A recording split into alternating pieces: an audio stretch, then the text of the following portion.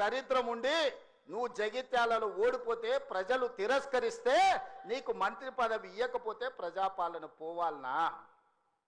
ఇవాళ నిన్ను పెద్ద మనిషి అని మేము పిలవాలనా? పెద్ద మనిషి అని పిలిపించుకునే అర్హత నీకు ఉన్నదా అని నేను ఈ వేదిక మీద నుంచి అడుగుతున్నా.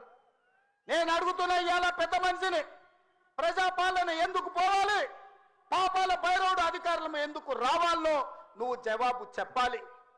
నీ పదవి కోసం, నీ అధికారం కోసం, నీ ఆకాంక్ష కోసం ఆనాడు 1983 చరిత్ర వెనక్కి వెళ్ళి ఆయన పుట్టు పూర్వతరాలు పుట్టు మచ్చలు ఇవ్వాలి. ఈ వేదిక మీద నుంచి నేను చెప్పదలుచుకున్నా. ఆయన నీతేంది, ఆయన జాతేంది, ఆయన దోస్తేందో ఇవాళ మీ అందరి ముందర నేను విజ్ఞప్తి చేయదలుచుకున్నా. మిత్రులారా, 1983లో తుమ్మల నాగేశ్వరరావు గారు సజీవ సాక్షి.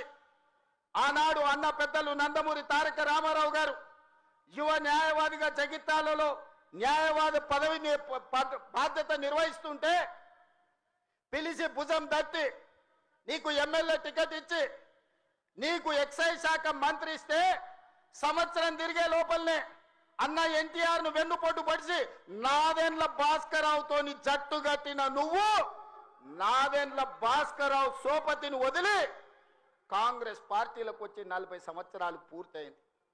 నేను అడుగుతున్నా పెద్ద మనిషిని, ఈ 40 ఏళ్ళు జగిత్యాల నియోజకవర్గమే కాదు కరీంనగర్ జిల్లాలో ప్రతి కాంగ్రెస్ పార్టీ కార్యకర్త 14 ఎన్నికల్లో 11 సార్లు ఎమ్మెల్యే, 3 సార్లు ఎంపీ, 1 సారి ఎమ్మెల్సీ, 14-15 సార్లు బీభావిస్తే దుఃఖాన్ని దిగముంగుకొని ఎన్టీఆర్ను వెన్నుపోటు పడిచిన నిన్ను, నాదెండ్ల భాస్కరరావు అనుచరుడైన నిన్ను ఎమ్మెల్యేగా, ఎంపీగా, ఎమ్మెల్సీగా ఏ ఎన్నికల్లో పోటీ చేసినా వేలాది మంది కాంగ్రెస్ పార్టీ కార్యకర్తలు నిన్ను భుజాల మీద మోసిన మాట నిజం కాదా?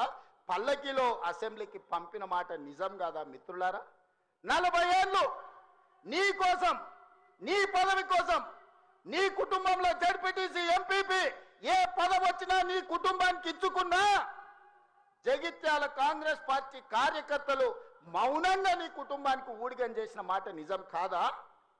గ్రామంలో ఉన్నోడు గ్రామంలో ఉండాలి, మండలంలో ఉన్నోడు మండలంలో ఉండాలి, జిల్లాలో ఉన్నోడు నియోజకవర్గంలో ఉన్నోడు నియోజకవర్గంలో ఉండాలని పాపంది చేసింది నువ్వు కాదా?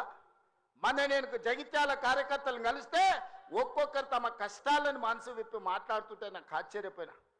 గాంధీ భవన్ చూసి ఒక నాయకుడు